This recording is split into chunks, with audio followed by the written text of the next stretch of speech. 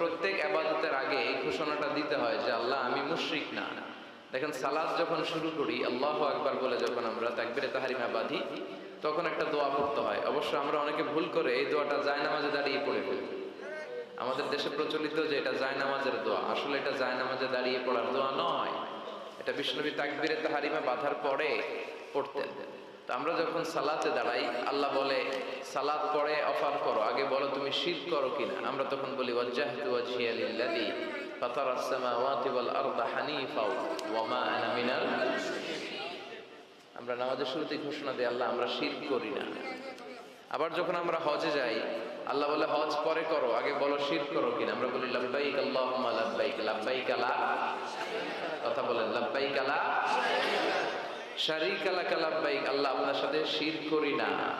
এজন্য আমরা হচ্ছে শিরকের বিপক্ষে, তাওহীদের পক্ষে, ঠিক কি না? সেটাই